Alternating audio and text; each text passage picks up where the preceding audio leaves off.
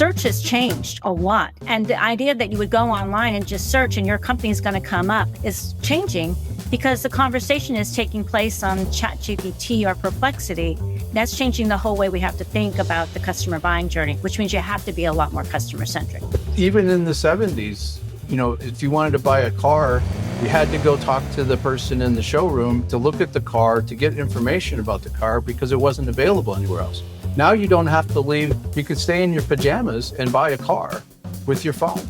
You have to be customer-centric because the customer is in the driver's seat. I think sales is effectively helping people, right? Yes. And what that looks like is different in the scenario. Amazon helps people, but it's all transactional, right? It's not people. Most people today have a lot of data. What are the questions that you need to answer about your customers that you can get in the data? Welcome to Sales and Cigars, the sales podcast where the only smoke we blow is cigar smoke. Today, my guest is Laura Patterson. She's got this marketing company that's a little different than what you might be used to. It's Vision Edge Marketing. And they don't do the websites, they don't do the SEO, they don't do the pay-per-click, and they don't do the copywriting. They focus on the strategy. They focus on making sure that you're able to go out and communicate and message to your audience, and you know who your audience is, and you know what they care about. She drops a ton of little golden nuggets. We got some show notes for how to get a hold of her. There's a free resource in there. So go check this out. Pay attention to what she's saying because she talks a lot about her grandfather. And what the cool thing is that she's sort of become her grandfather in the sense that what he was teaching is now she's teaching because she's got that expertise and that understanding.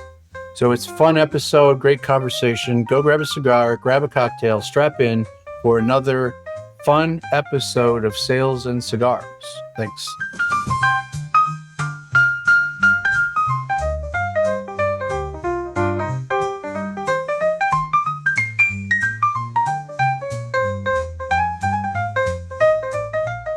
So Laura, welcome to Sales and Cigars. I appreciate you taking some time out of your schedule to join us today.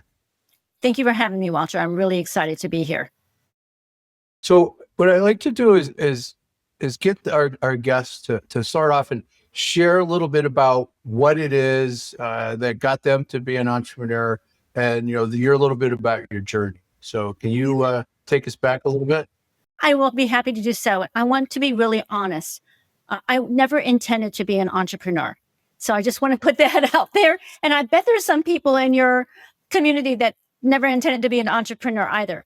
Saying that, though, I actually was an entrepreneur quite early, in an earlier part of my life. I grew up in the Midwest, and I was one of those, young kids that needed to make money. I didn't have anyone handing money out. I didn't get an allowance.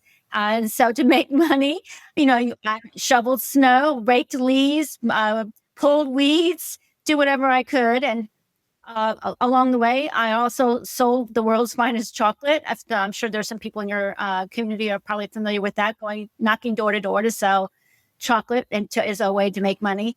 And I learned kind of early on that if I wanted to make money, which was business value, I needed to be able to create customer value. So this idea of customer value became kind of important. And then maybe some of the members of your community, maybe even you, Walter, remember this organization. It's still around today, but it's been reincarnated, called Junior Achievement. And I got an opportunity to be in Junior Achievement. And for those of you who might not know what it was like way back when, entrepreneurs, business people, would work with students, usually after school, and we would make a business. And there would be a group of students and we would have businesses and we would compete with each other and we would have to figure out a customer problem, make a product, an actual real thing, manufacture that product, figure out how to market that product and sell that product. And so that was really exposure to being an entrepreneur. And I kind of realized I liked business, but I wasn't sure I wanted to be an entrepreneur. And so when my opportunity came to go forth into the world to make a living, I went to work for others. And I learned a lot by working for others. I've had amazing mentors who were entrepreneurs, and I really learned so much. Maybe we can talk about that another time. But along came 1999. And if you were in Austin, Texas in 1999, and you could spell marketing, you could get a job. And I had been in Austin since 1982. I actually came here. I was working for a startup that had an application software for the medical industry that ran on a Wang 2200. I just dated myself, I know. And because I was traveling a lot, marketing and selling this product, I ran into some folks here in Austin, Texas, that was working for another startup, which was a little startup part of Motorola Semiconductor. And I was footloose and fancy free. They invited me to Austin, and I came to Austin in 1982. And that was a very different Austin in 1982. So now it's 1999. I'm pretty well established in Austin, and my phone is ringing along with many others. And in answer to your question, a colleague says to me, "Is your phone ringing like my phone is ringing?" And I said, yes. And I was working for another startup company that had an enterprise software application. And Barry said to me, "Maybe this would be a good time to start a company." And so we jumped from the frying pan to the fire, the proverbial story, and we started Vision Edge Marketing. And our first customers were the people who were trying to hire us.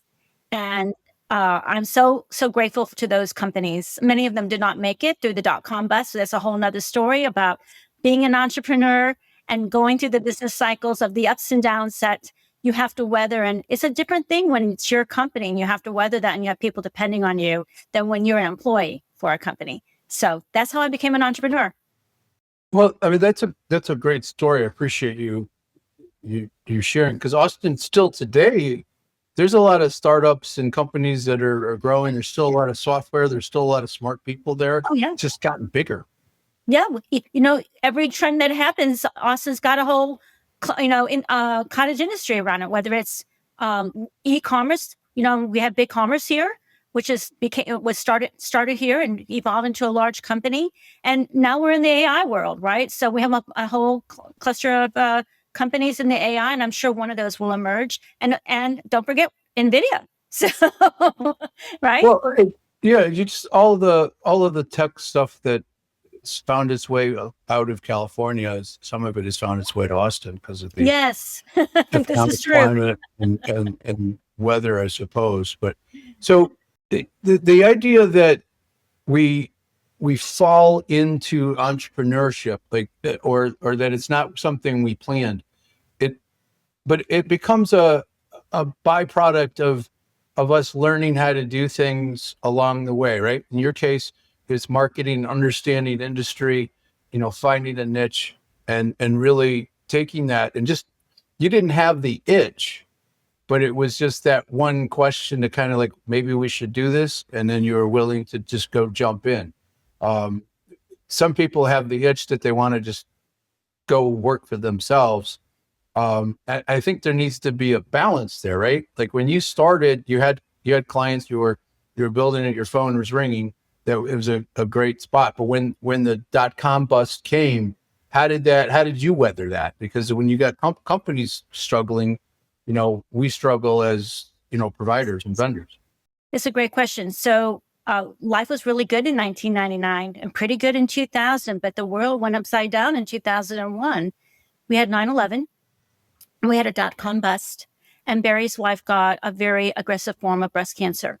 And I ended up, Barry came to me and said, I got to go do something different now that Rosemary has breast cancer, and I'm going to need to bow out. And of course, we had all the paperwork in place for things like that. And my husband, who is an entrepreneur, my father-in-law started a company in the 60s. And so my husband had never been in any other company other than working in an entrepreneur family-owned business, which I became a part of when I got married. I said, "What should we do?" He goes, "Well, there's no jobs. So you already own this. You've bought Barry out. Go figure it out." And I was really fortunate because we had customers who believed in the work that we were doing. And so some of those stuck by us. I was able to, and had a lot of good referrals. Some of our customers did not make it, but I have to tell you, we've been around since 1999 and we have never been stiffed. Every customer has always paid us. Really? Wow. Yes. And some of them that went out of business and started up, later on, or went other places, brought us in. Yeah, we've been I think a lot of it has to do with how you engage with people. And I know you know this, Walter. We don't really sell, we serve. I wish I was a better salesperson. That's probably my weakest point, but I'm a really good serve person. And I believe in servant leadership, and I believe service before commerce. And I am willing to do what I have to do to help our customers be successful and understand what success means for them. And I think in turn, they have treated us and treated me extraordinarily well. And I think that is an important thing about the culture of your company. We are a growth strategy firm, but I think was it Peter Drucker who said culture eats strategy for breakfast or something like that? I can't remember who exactly said that. I think it was Drucker, and I think it's breakfast, lunch, and dinner. Oh, maybe so. And so I want to say that we have focused on culture, a culture that believes in service and being responsive to our customers and solving their problems. That's what we're here to do. And to have a culture of being agile and adaptable, which I think is really important, and a culture of innovation, being able to solve problems and to do experiments and to come up with ideas, whether they're for our customer or for us.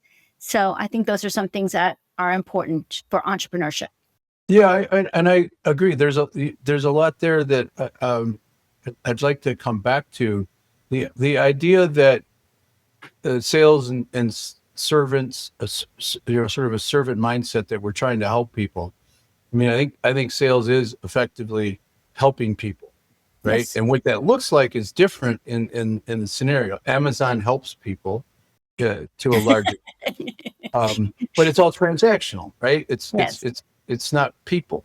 But with what you do and with what we do, for the most part, it's like, what is the challenge that customer is having, and what can I bring with my experience and skill sets to be able to help them see a path forward to solve a particular problem.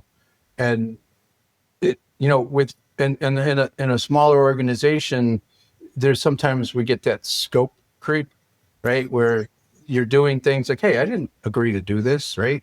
But you're doing it. And when I've done that, to speak to your idea of being a servant of service, it always works out.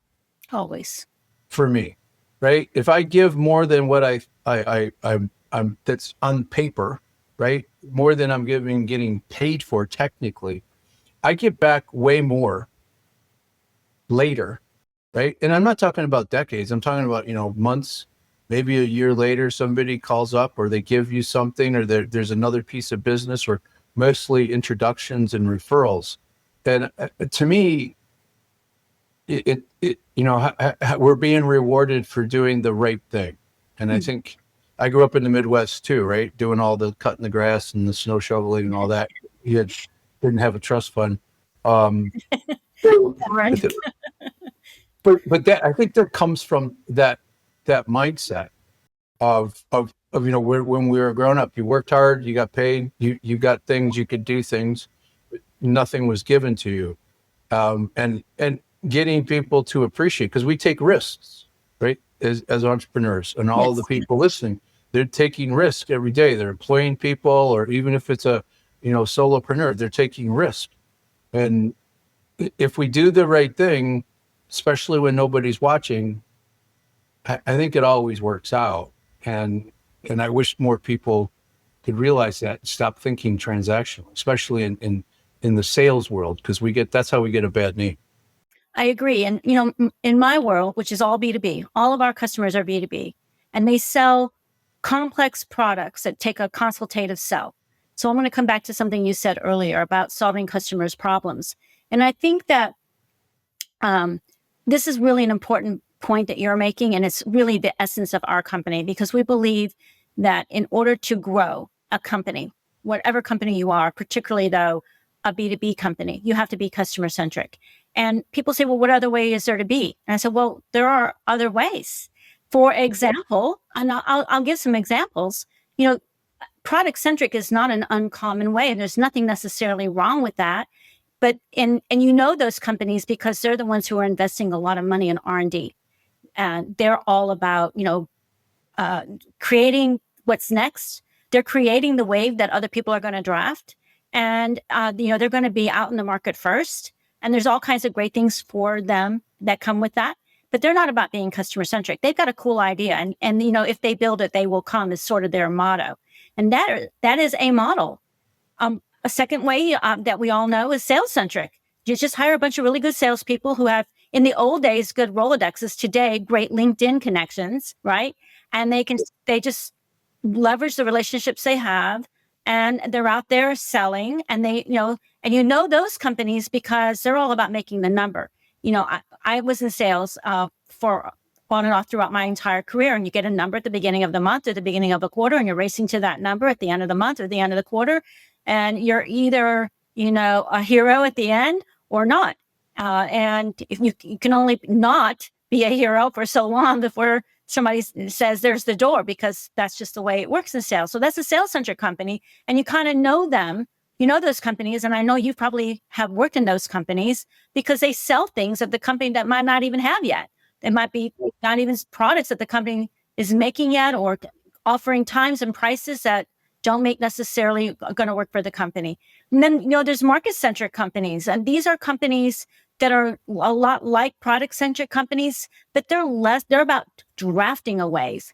They're not about making it, they're about drafting it. And we're watching that happen right now with all these AI companies that have just been emerging. They won't all make it. Many of them will merge or get acquired by others. They'll have some cool ideas, but we've seen that in just about every industry. There's always that group that, latching on and trying to draft the wave, and then is customer centric. But today, I truly believe, and we've had this philosophy since we opened our doors in 1999, so we're pretty early to this thinking, but there's enough research out there. And now today, especially with AI and what's happening with the way people are doing the buying journey, you have to be customer centric because the customer is in the driver's seat. Today, the customer, search has changed a lot just in the last couple of years. And the idea that you would go online and just search and your company is going to come up is changing because the conversation is taking place on ChatGPT or Perplexity. And so that's changing the whole way we have to think about the customer buying journey, which means you have to be a lot more customer centric. I hope that was helpful to the people listening. I think because it's a zero-click world now. If you do a Google search and you get an answer through AI, and their goal is to just keep you on that page as long as possible and show you as many ads as possible, right? So getting traffic from that is dropped off significantly. So I think from a marketing perspective, that changes a lot of things if somebody's using that particular SEO or pay-per-click, right? There's different strategies. We all use SEO. Sooner or later, someone is going to be online doing their search one way or the other at the beginning, the middle, of the end of the process. And so people often say to me, why is marketing in your name? Because we don't really do that kind of work. We're not going to make your website. We're not going to create your email campaign. We're not going to come up with write your content, or we're not going to do any of that kind of work. And so what we really help our customers focus on is the upstream. That is, how are you going to grow your company? How will you build out customer-centric strategies? What does success look like for you? And do you understand what success is for your customers that you're serving? What's the problem they're trying to solve? And what is it they value? And what is it they value from your company, so that you can position yourself accordingly? Because that's going to be very critical, even especially to your point in our zero-click world that we are all entering into. So those are the kinds of things that you have to have clarity around. Otherwise, you just end up in a bunch of random acts, right? And they're just like spokes on a wheel. You're just going in different directions. Totally. And it's not coordinated. And I have a couple of clients who, marketing and sales, we all play nice in the sandbox. We share information. There's respect, right? And it's important because if we have a marketing message that goes along this path, and we're getting that buyer ready, because the buyer's coming to us much later than they used to, right? Exactly. They used to need us, and they can get a ton of information. They don't need us. They just need ChatGPT.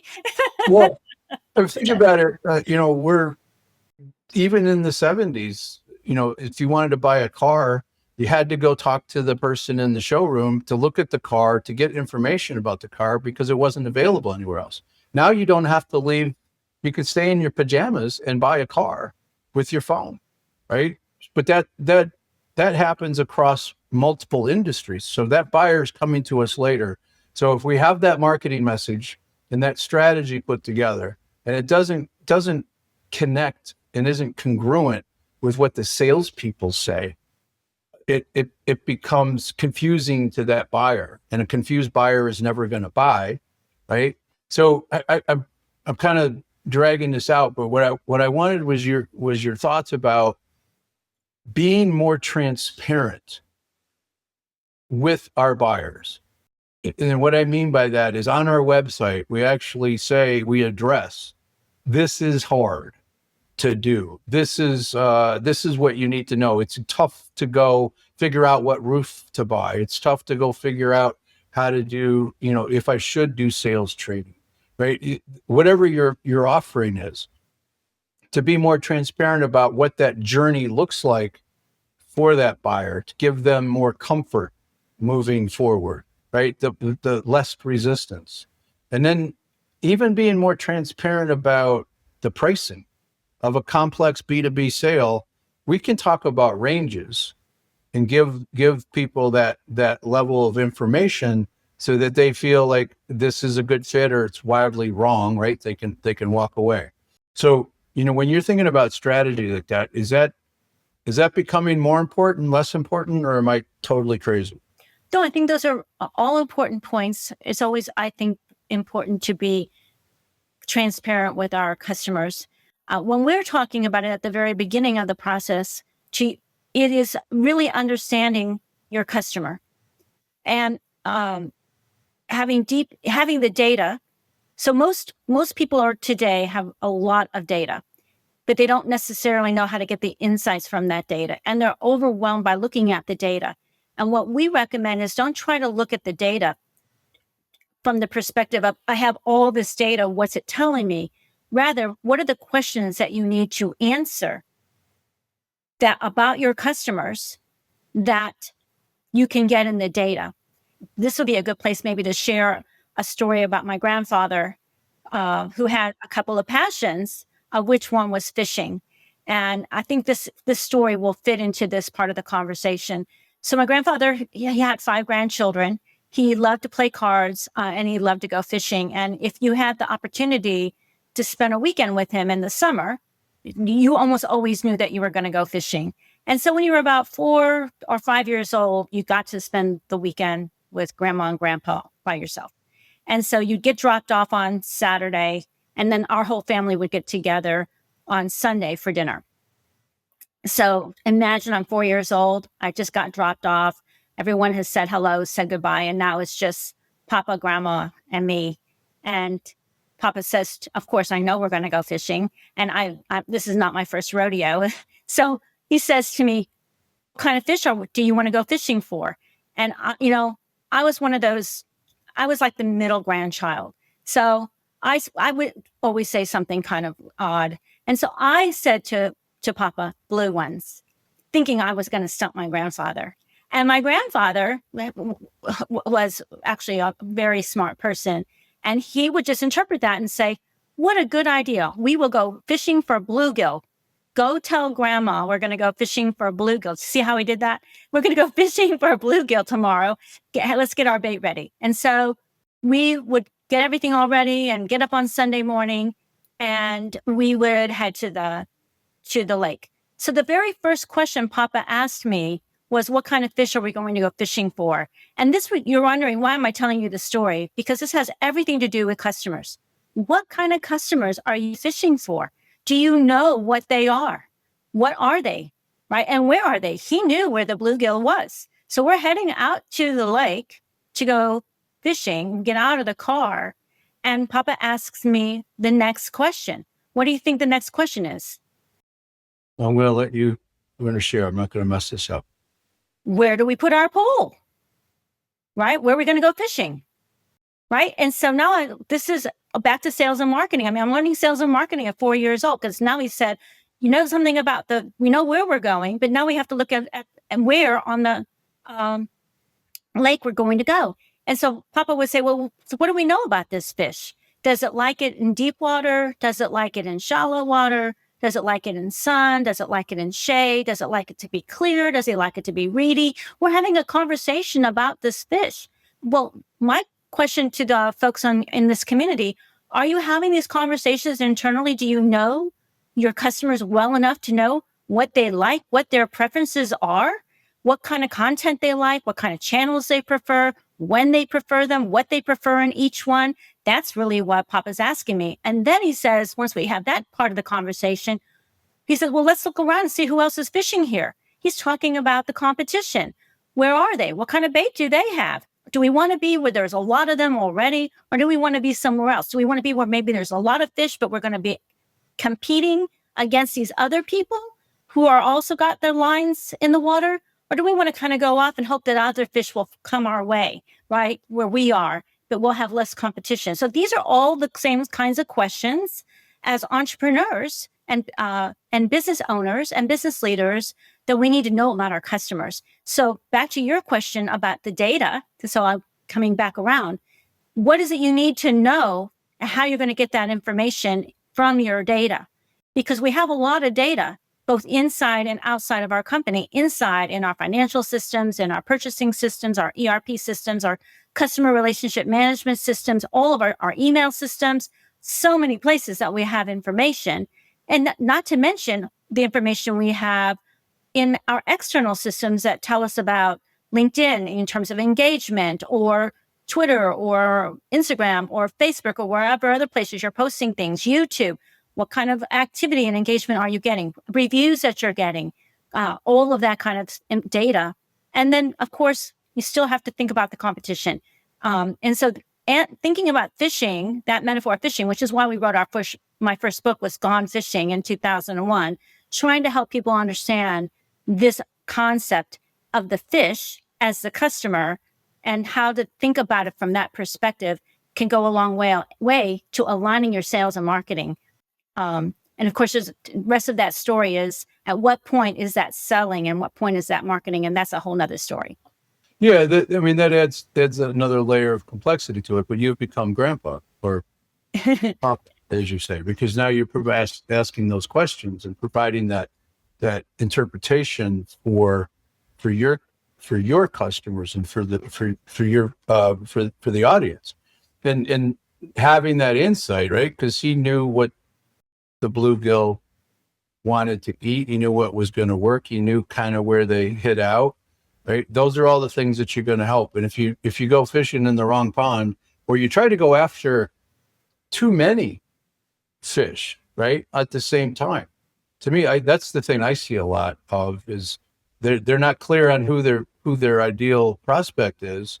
So they go fishing across all of these ponds, and they don't really differentiate themselves. They're not able to have a coherent message.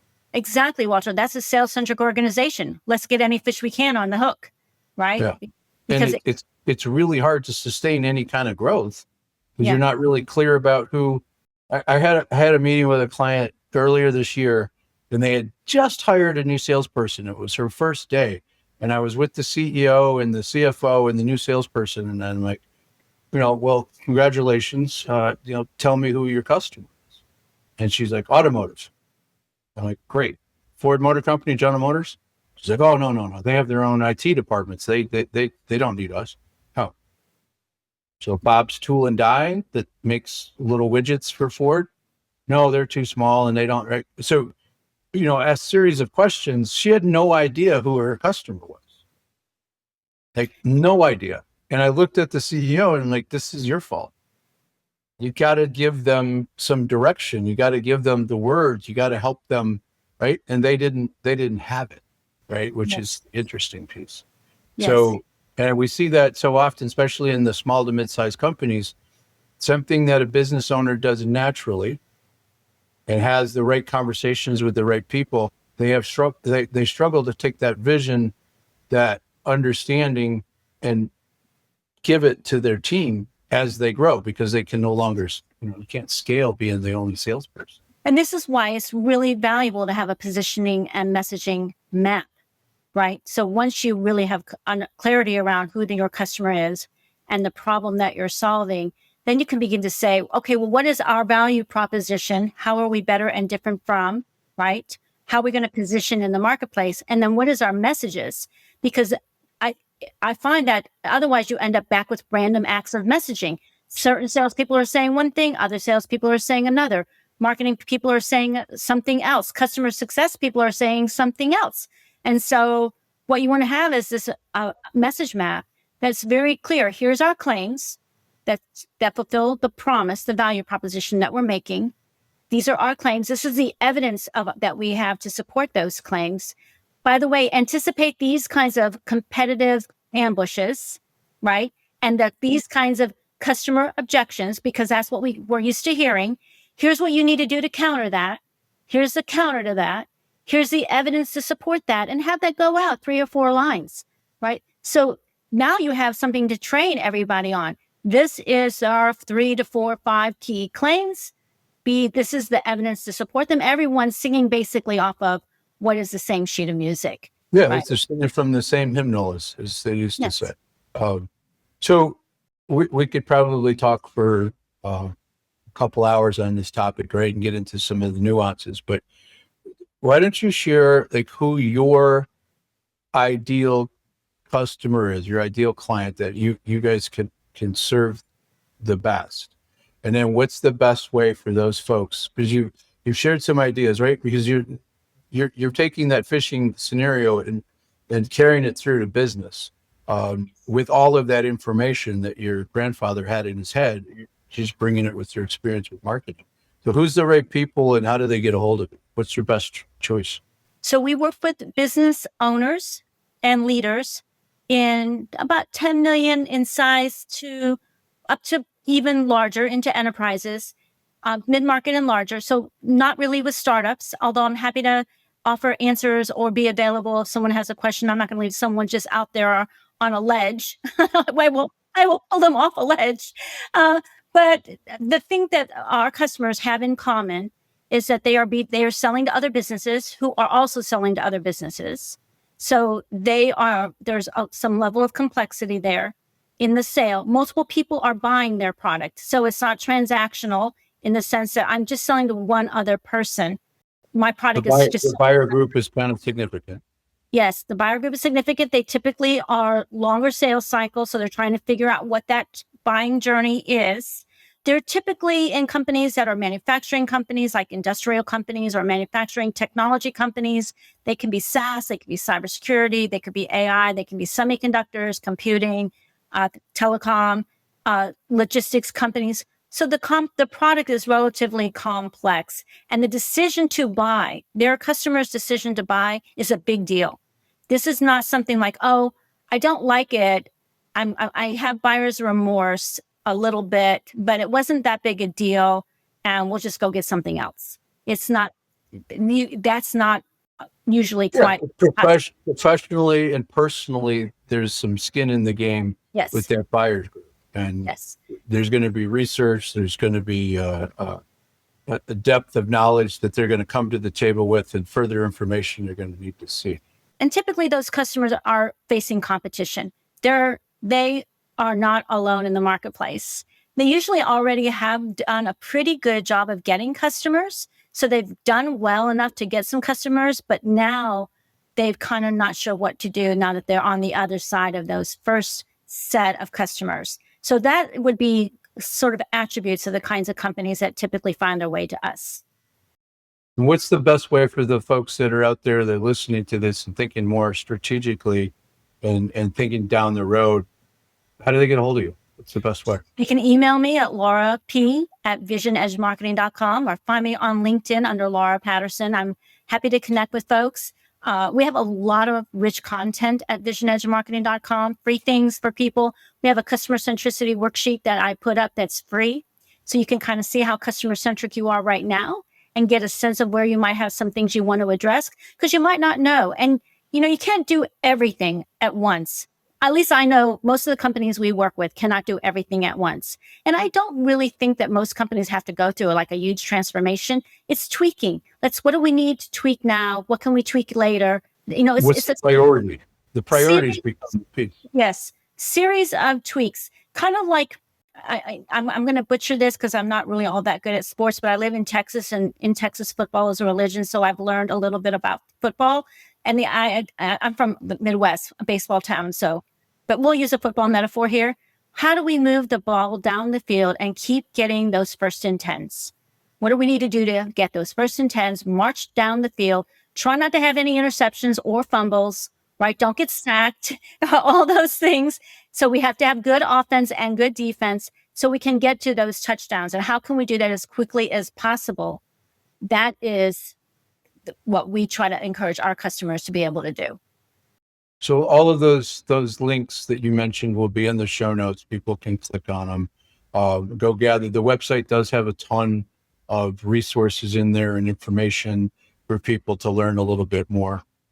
So I would encourage folks that are trying to take that next step to the next level and really start to sort things out and create that priority. Because if you don't have the right message and talking about that differentiator from yourself, you're going to struggle. If you're just out there, you're letting your salespeople pitch features and benefits, you're going to struggle. And what Laura's helping with is getting that on the directionally correct and getting you on the right path. So, last question, Laura: past or present, any relationship with cigars? So, yes, back to my grandfather. My grandfather enjoyed cigars and had them. Every day. I don't know how many you smoke, Walter, a day, but he had one going all the time, 24/7. It seemed like you'd walk into my grandparents' home, it'd be like a little bit of a haze, right? So you can kind of relate. And one of the first things all of his grandchildren learned to do, so probably about 3 or 4 years old, was to fetch his cigars when he needed one. So we learned where they were, and we learned all different kinds of things about which kinds of cigars, because there are, as you know, many different kinds. And so he might have a preference for one in the morning and a different one for one in the evening. So I don't know if you have that kind of a preference. So we would learn. There's a breakfast cigar. There's an after dinner cigar. There's an everyday cigar. Absolutely right. I think I would have enjoyed hanging out with your grandfather because he smoked in the house. Oh yes. I'm relegated to the outdoors, and maybe 12 years ago I built this cigar lounge in my barn, so I'm 67 steps from my back door. It's become my office, and I can smoke as much as I want out here. One thing though, he had to have some trust allowing a young child to get into his humidor and not screw things up. Yes, but that's, I think that's part of what he was teaching: responsibility. Obviously, also he enjoyed being. My grandfather was his own piece of work, and when we would all be together. Last story about my grandfather, who I love dearly. I hope that's coming across. Yeah, pretty clear. We'd all be sitting around, and he would say "baby," and all heads would look up. And because he referred to all of us as baby. That way, I guess he probably didn't have to try to remember everyone's name. I don't know where that came from. He just referred to everyone as baby. And then he would love being the patriarch. And he would just say, "You baby, can you get X?" Whatever it might be that he enjoyed being brought to him. So he did enjoy being somewhat of the patriarch and being taken care of. And to add to that, my grandfather was legally blind. So just so people know, it wasn't just about being lazy. He did have trouble maneuvering. He was legally blind.